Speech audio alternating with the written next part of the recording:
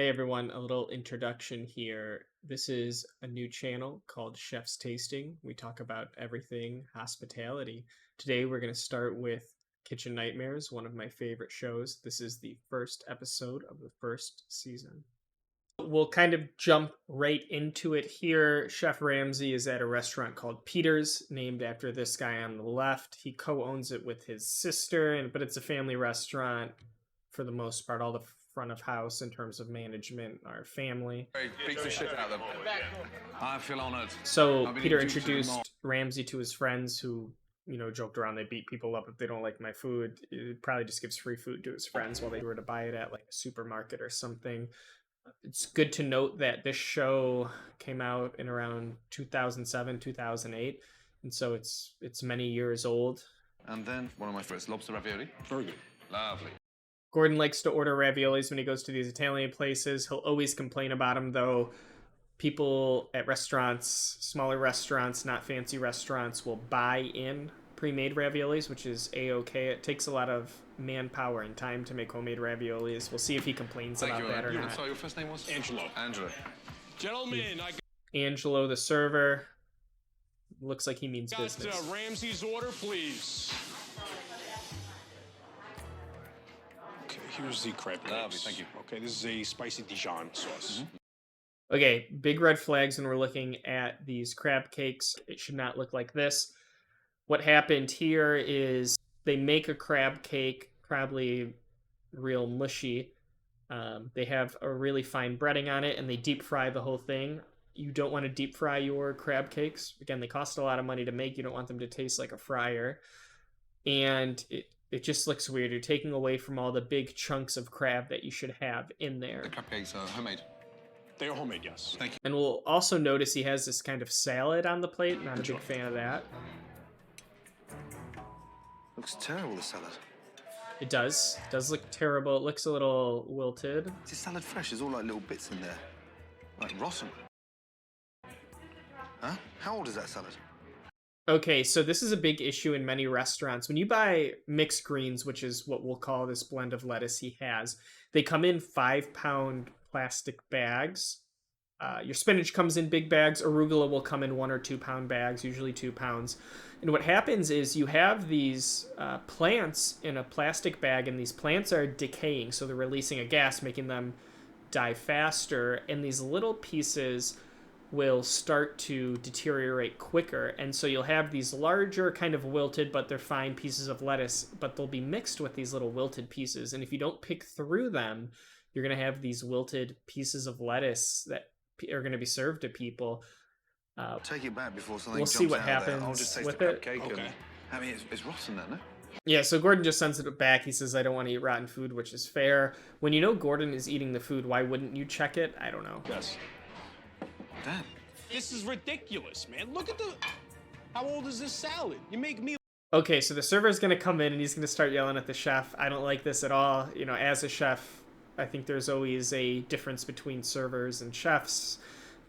Though we should all have in mind the guest experience is of the utmost importance. It's hard not to let the tempers flare. The server's mad at the chef because the chef put out bad food, but if you have a problem, talk to your manager. You're a server.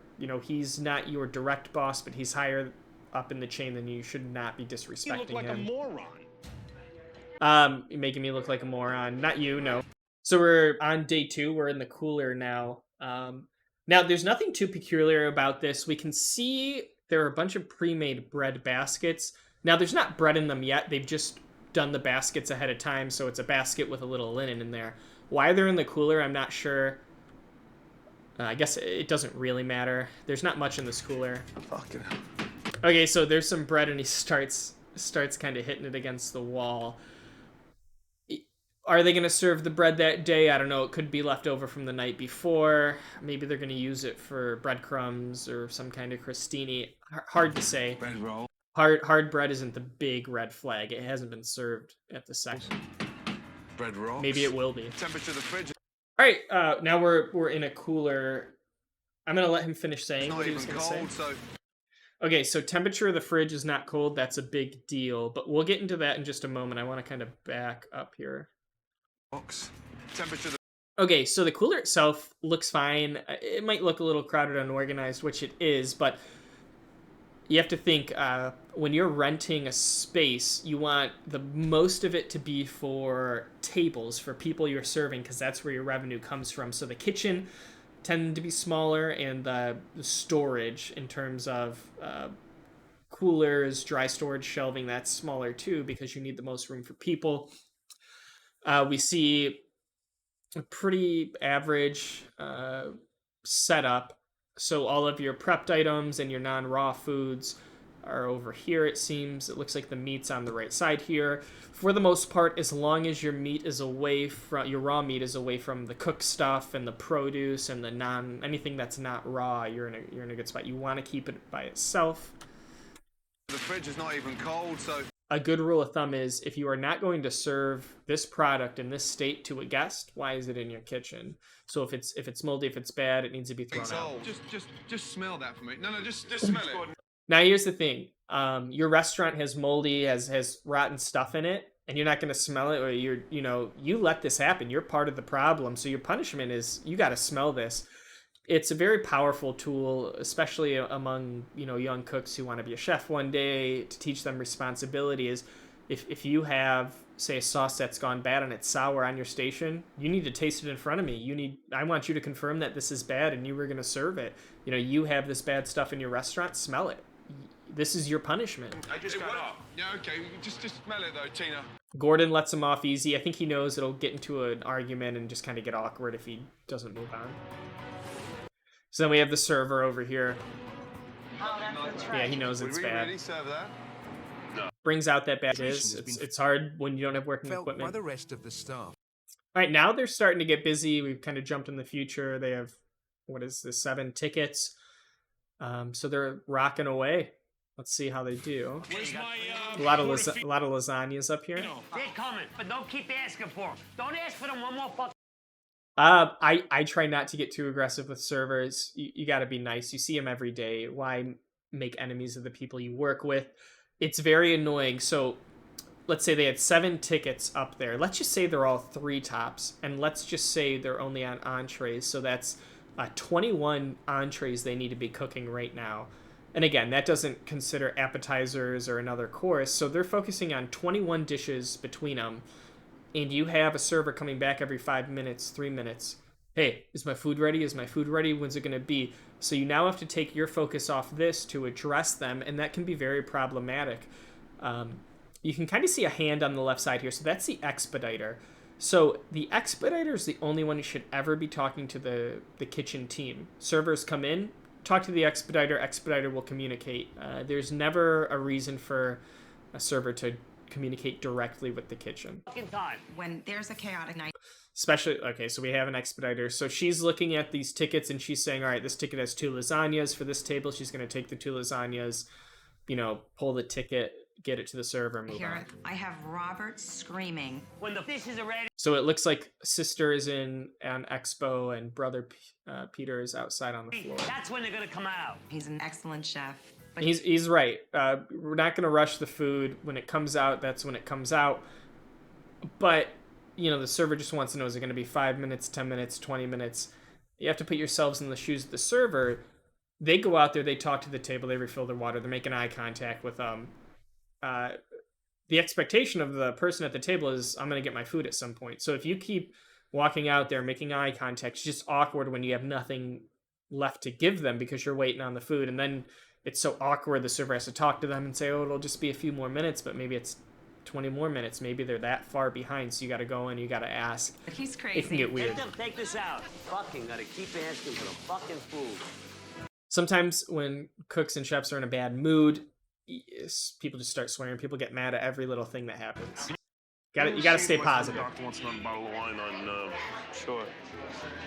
Oh, does the doctor want another bottle of wine? Is this his buddy? Can I get you folks another bottle of wine on Peter? Are you all right? Okay, it's on Peter. So another very common issue with restaurant owners is, I'm going to give everything to my friends for free. That's not how you make money. Maybe when you're well established and you are making a lot of money, it's okay. Who's got C5? Me. Buy them an after dinner drink on me. Okay, seat 5. Buy them after dinner drink on me. Why? Is the doctor comp tonight? Is he? The doctor's comped. Do you take every The doctor's comped, everybody. person, or do you put it on the business? Goes off the top. It's an expense. All right, it goes off the top. It's an expense. So here's something very important, and a lot of people don't think about this. So when you comp something, you should really record it as a separate account. Every restaurant or business who comps food should have an account called comp, or whatever you want to call it. And that way, when you're looking at your profit loss for the week, or you're looking at your books, you can say, okay, we gave away this exact amount of money this week. If you don't, you're gonna be looking at your numbers and something's not gonna make sense because, yeah, you made $1,000, but it doesn't really seem like you made $1,000, even though, you know, it says you did. But that's because you gave $300 away in wine or whatever. And I'm gonna assume these people aren't doing inventory. You know, he's just giving stuff away for free. So if you're not tracking it, you're just losing money and it's never accounted for. And because you're not accounting for it, you don't even realize you're losing it. So you just give away more and more and more because you just are. Think of it, if you have $20 in your wallet and that's all you have, it's harder to spend that 20 than it is to just run your debit card or credit card for $20 because it's money you're not looking at. How can I not? I mean, This is the downfall of many, many restaurants. Think of it. When you open, all your friends and family come to support you and, oh, you love them so much. Here's this for free. Here's this for free. Well, if you're not making any money, what are you going to do? You're going to close. it's only business. I think they said that in The Godfather. I fucking charge It's only business while your business is failing. my doctor. Trust me, he earns enough. Yeah. That's a great point, right? People have jobs. They make money. They should be able to pay when they come to your restaurant. I mean, yeah, there's a line you can draw. Maybe give him 10% off. If he's an amazing customer, he comes in 2 times a week, give him 15% off, get him a bottle of wine every now and then. Who knows? You know, respect the people who respect you, but at the end of the day, you got to make A little money. meeting place here. A little meeting place, yeah. Shame no one's spending money. The combination of Peter spending a great deal of money on himself and giving away free meals has put the family business in jeopardy. Now, there haven't been any issues with the food quality or food getting out of the kitchen, so that's good. And brought a debt collector to the door. A debt collector to the door.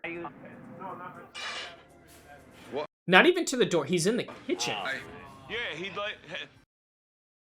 I've never seen this before. So this guy's in here is the debt collector, and he's looking at Peter like, give me my money. Like, what's going on? No, buddy. No. How he got to the kitchen without anybody saying like, hey, what are you doing? Right? He has to come in the restaurant. Hostess or manager should have been like, you know, what's going on? But he just went right to the kitchen. As soon as you got a minute. Yeah, okay. As soon as you got a minute. Telephone tough guy. Telephone tough guy. So there's some history between them. Chef over here knows him maybe and is like, oh no. Fuck yourself. Get the fuck out of here.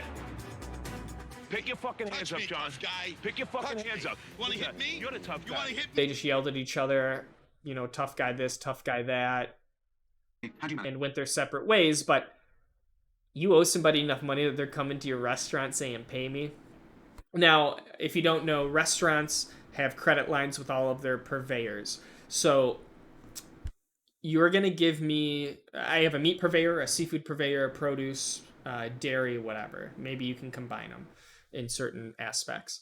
And I get $1,000 of good from you today, 1,000 tomorrow, 1,000 next day, 500 the next day. I don't pay you day by day. Most restaurants will pay month by month, and it's aggregated all the way into the month. And you'll pay that. Now, depending on... This is what we're going to do. You, with your father, we're going to go and run the kitchen. Oh, dad and son running the kitchen. I don't know if either have experience You're gonna cook. running a kitchen.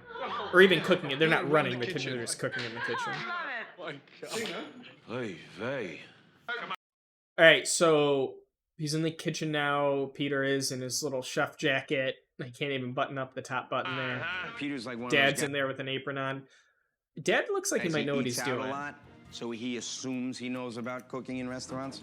He has no clue about the kitchen. He's putting up some spoons. He's getting ready. Welcome. Okay, fair enough. Well, Peter So we see the chef over here with the dad. So maybe the chef's and his father are supervising. settling into the kitchen. Why is this burning? Don't go lower. Peter's mad. Equipment Gordon is sucks. packing the dining room with hungry Ironic. customers. First order's coming in. Stand by.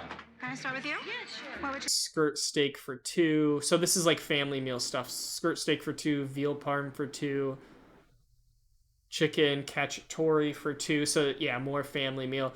It's a lot easier to serve multiple people at once. You waste less time. It's easier to get food out when you do family style. So I think that's why Gordon is doing family style food on this new menu. It's up to the chefs to deliver. The big tables are all ordering family style. Yeah, that's exactly what you want. You want the big tables to order family style so you can knock them out as quick as possible. Now all of a sudden, Big tables clog up a service very quickly. Imagine having to do 14 different dishes while you have 6 other tables who all want different dishes too, and you can quickly fall behind because you want all of the food to come out at once for each table. we're working with all this new stuff. And that's a very good point. First day of a new menu can be kind of sloppy because you don't have the muscle memory down. It's like Alien. May I have a cranberry juice, salsa and cranberry? Actually, you know what? Do you have pineapple juice? Yeah. Give me pineapple juice. So the bartender's busy. Most places have 1, maybe 2 bartenders in the dining room, and all the tables are ordering liquor. The server brings the ticket over to the bartender makes the drink. So she's already probably behind with all these tables, and he's like, no, stop and make me a drink. Just with a lot of ice and Typical a splash of owner. cranberry. It's good for my sugar. It's 1 hour into dinner service, and the restaurant has not been this So 7:05, dinner service started at 6 for them. If it's an hour in at 7 o'clock, that's kind of late. Usually you open at 5. full for 7 years. But at 7 o'clock, that means everybody who sat at 6. So let's say you just came in at 6, probably around 6:30 you're ordering. Bigger tables will come in around 6:30, order around 7:30. And so it's going to start picking Set this up for 14 right now. Come on. 14 top. That'll ruin your night right there. Right if now, you don't they've got a do it well. 14 top just arrived, and this is a true test. Now, at an efficient restaurant where everybody's doing well, the workers are good at what they do, everybody's paid well, everybody's happy. I mean, you could have 20 top, 20 top, 20 top, and just knock it out and you're good. But at these restaurants with a smaller team and, people aren't as familiar with the menu they're cooking, it can screw Now, you because up. family style should make their life a lot easier, or it can go tits up and be a disaster. It's so busy. Tina, you have a throat lock? You want to be a restaurant that can serve big tables and get parties in, because that's where you make your real money at. You want people to say, all right, my daughter's baptism, I want to rent the back room for 30 people and order off the menu. You start making a lot of money once you can book big tables like that. Peter, as an owner, he should step up to, move his ass a little bit more because he's in La La Land. I don't know what to do. Peter, this table right An owner saying, I don't know what to do, that's bad. That's a here. bad sign. Bring him an appetizer or 2. That's all. All right? Give a little rub on. But when Peter does decide to lend a So hand, hungry, man. instead of Peter's hungry. serving the baked clams, You got a fork back here? Anybody got a fork? Come on, I want to see Gordon see me eating. I don't want to get yelled at. he Oh yeah, he doesn't want to be seen eating. He doesn't want to be seen eating. decides to Okay. eat them. Oh, so if the commentator is not lying right now, this food was supposed to go out to a table and he's just sitting here eating them. Man. Peter, Excuse me. Now, if you have an owner who does this a lot, you're not going to argue. You just got to let him do what he does. It's the worst practice imaginable. I've never seen anybody act like that, but it's easier to just give him the food instead of getting fired as a chef. I gotta ask you for one favor. It's delicious. Robert. What? What the fuck is going on here? So Ramsay catches him eating. Yeah? Go and look at your stomach in the window. Let's go. Yeah, we need another dozen baked clams. One of yours went out. Another dozen? Well, I will say this: it's not definitive if those claims are actually going to a table or he just had to make them for him. So I'll give Peter the benefit of the doubt here. They could have just added in the audio or told him to say this line. Still waiting on my baked clams. All right, I'll take care of you with that. I'll bring a small one. Guys, I don't know. Maybe it was the customer's baked. should I come back next week for the baked clams? Should I go down the block? So of course the server's back. He's talking trash. You see that they're busy. Just talk to the expediter. Don't make people upset. For the other restaurant? I promise you'll have it. Okay, dining room's filling up. New menu, new kitchen, new family-style dining, but Peter is my concern right now. No, honey, I'll take a cappuccino. Peter's just sitting here. This could be B-roll. Who knows if it's in during that busy If you can service. make me the 2 equals, please. It was really difficult. I mean, you know, my legs hurt, my tired. Yeah, I'm tired. I have to do my It job. was harder than the gym. Everybody who It works was has really said harder the than same the thing. gym. When Gordon puts the pressure on Peter, I waited 50 minutes for the fucking clams. Peter 50-minute for clams. No bueno. It doesn't take long to bake those clams. takes it out on his staff. What the fuck is she doing? No one came to your table yet? Okay, so he identifies a table that hasn't had a server. That's good. Nicole, are you kidding me? You can go to these people's So now he's yelling at a server in front of everybody. table? That wasn't supposed to be my table. Tops the cake. It wasn't even her table. Now, if you don't know, imagine this restaurant as a square, and it's divided into 4 quadrants. Quite literally, it'll be drawn on paper. And you're going to say, all right, server 1, you get the top left quadrant, server 2, the top right quadrant, and so on. So there are very specific tables often that servers will be in charge of. Now, there are other styles where the tables could be in different spots and you'll just be assigned to the amount of people at the table so that way everybody gets an even amount. But let's say you know your restaurant's going to be full the entire night, you can just assign them to areas or sections. It's very, very common. And if a table is not in your section, you have zero responsibility for it. You're just a server. Your job is to serve the tables that you're assigned to. I don't care what it was supposed to be. Take it right now. Okay, I don't care whose table is supposed to be. Take it. And it's like, okay, you could have just said, hey, I need you to take this table. I apologize. We'll talk about it later. Right now. He was But yelling now at he's me in front of mad. my cousin. What he should have done is he sees his server's busy. He should say, I apologize for the wait. Let me take your drink order. I'll get a server over here. You know, I'm going to send out some appetizers or a drink out. Your drinks are on me. That's the right time to comp. But instead, he yells at a server because it can't be his responsibility. Customers for things that I didn't do. Wasn't supposed Nicole's to be right. my It's not her issue. table. Imagine this. And now he's mocking the server. Well, it wasn't supposed to be her table. It's not her table. You've just made it out of nowhere her table. You changed the rules. It's hard for him to, realize that he did something wrong, so he takes it out on everybody else. Get them 1 bottle on me right now for all your comedy of errors tonight. Again, I don't know where that was cut from, if it's for that specific situation or another table. If there were errors, bottle of wine, that's okay. Thank you. But, So you why are you saying this out loud in the dining room? cost me a bottle of wine. That is not good hospitality.